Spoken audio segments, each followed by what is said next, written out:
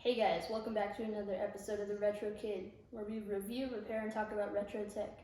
Today, we're going to be looking at this in-box Nakamichi 600. Let's get into it.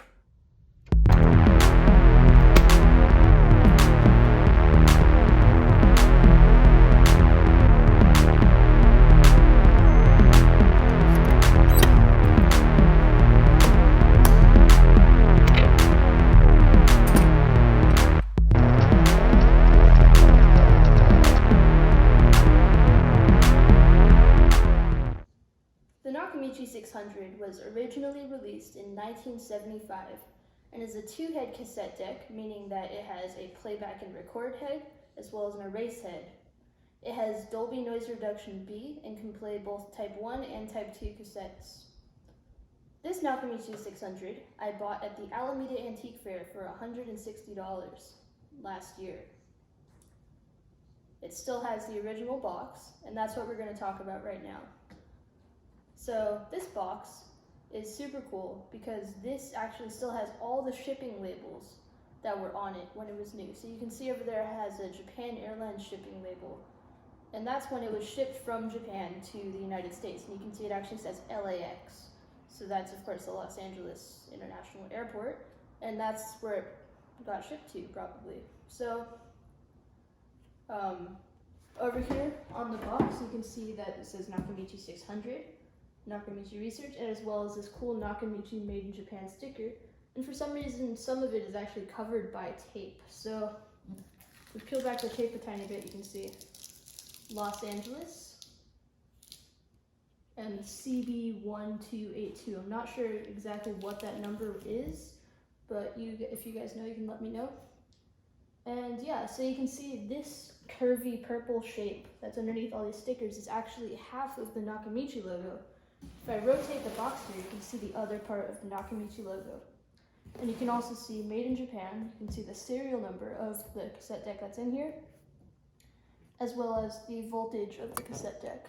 And this meaning that it's a US model because it's 100 or 120 volts. So you can see this side up and fragile, of course, because it has the cassette deck inside. And it even has this string here that actually keeps it shut. So you would wrap it around, and it's almost like one of those envelopes, the yellow envelopes. So like I mentioned before, there's actually a second box inside of this box. So let's start unboxing that and look at the other box. Okay, so now that we have this box out of the other box, because this was the box inside the box, we can see that it has the same purple Nakamichi logo, as well as Nakamichi 600 and Nakamichi Research put on the front. It's mirrored on the back, and it has the same wraparound Nakamichi logo, as well as the same labeling on the side with the fragile and this side up. It also has the same strings on top, but this one is a little smaller to fit inside the other bigger box. And inside here is the actual cassette deck. So let's get to a top-down view and unbox that. Okay, so now that you're in a top-down view, you guys can see the box here. And we're gonna open this thing up. So there's lots of flaps here. So this is the actual box. And inside here, this is where the cover is, the dust cover. So you can see the dust cover here. And we can just pull this section of the box out and put that aside, and underneath here is the actual cassette deck. So we can also pull this little insert out. That's really in there well.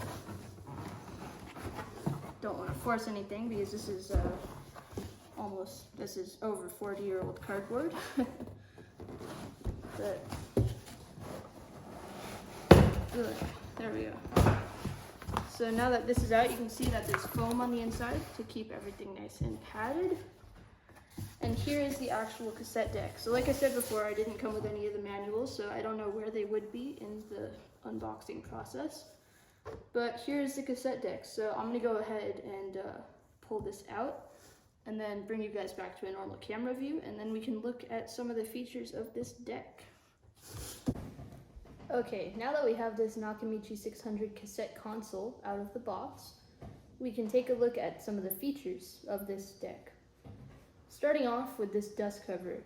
It just comes right off. There's nothing attaching it to the deck itself other than gravity. And it's a super nice quality dust cover. It says the Nakamichi logo in the corner here, and it's heavy, which is nice, and it's made out of super thick plastic. It's also tinted, which is really adds a nice effect. Putting that to the side, we can see the cassette deck itself now has these really firm metal handles. That's good for carrying it. They're not just for show. You can actually use them. As well as these recording controls here. So master volume for the recording, left and right. And these, which look like buttons at first, but once you actually look at them, they're actually little holes. And inside those holes are potentiometers where you can stick a screwdriver in and adjust different things for when you're recording. I'm not exactly sure what all the adjustments do, but they're still super cool, so you can get the exact sound you want out of this deck, no matter what you're recording. You have your 2 VU meters here for leveling it, and also they look cool. They look very cool. And moving over to this, where the cassette tape actually goes, you have your little plastic badge up here with the tape counter, and then your tape counter controls here with memory and then the reset button, as well as your Nakamichi badge here with the Nakamichi logo, and then 2-head cassette console, I should say. Over here you have piano key style cassette controls from my left to my right. You have pause, fast forward, play, stop and eject, rewind, and record.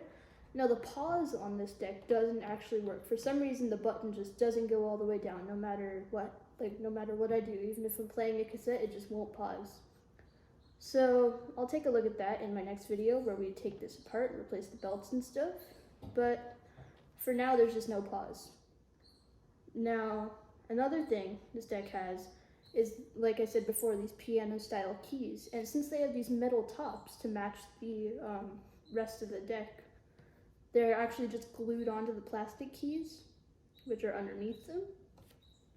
And the glue that's connecting them can get pretty brittle. And that's what happened to me with the fast forward button. So I was fast forwarding through a tape, and then once it got to the end of the tape, it auto stopped, of course. But because these buttons, they spring back up super quickly when they stop, because it auto stopped, that fast forward key, it sprung back up. And this little key, this metal part on top, it actually flew across the room because it got launched by the auto reverse, or the auto stop rather. But yeah, so I had to super glue that back on. And that's a common thing I see when I look at these Nakamichi 600s on eBay and stuff. I see that some of them are missing the keys, and that's just because they're glued on with this super brittle glue. But it hasn't been a problem for me, and only for one key. But of course I didn't lose it because I just glued it back on. So if I press eject, you can see that when you load the tape, you actually load it in this way. So I have a cassette tape here, and we're gonna load it in. So it loads in this way with the heads facing outward, the opening facing outwards. And then you have to push it back in manually. And there's not actually any shield here, no dust shield. On the Nakamichi 602, which was the later iteration of the 600, there actually was a shield, a plastic shield, and also a headphone jack right here, along with some other changes. But other than that, they're pretty similar in looks at least.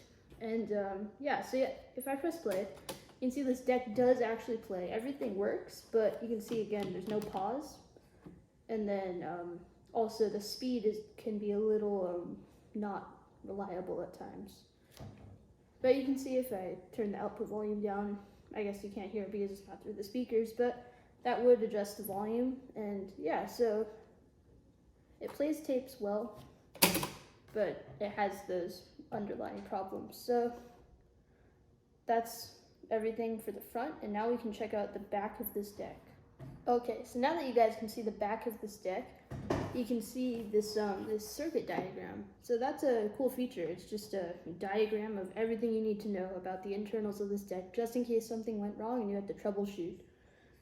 so you know exactly where everything is and what it does. So you have a badge here that says Nakamichi 600 two-head cassette console.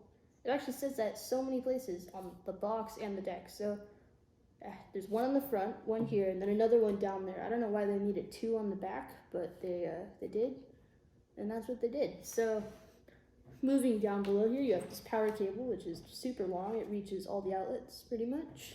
And yeah, you can have this Nakamichi quality control pass sticker, which I thought was cool.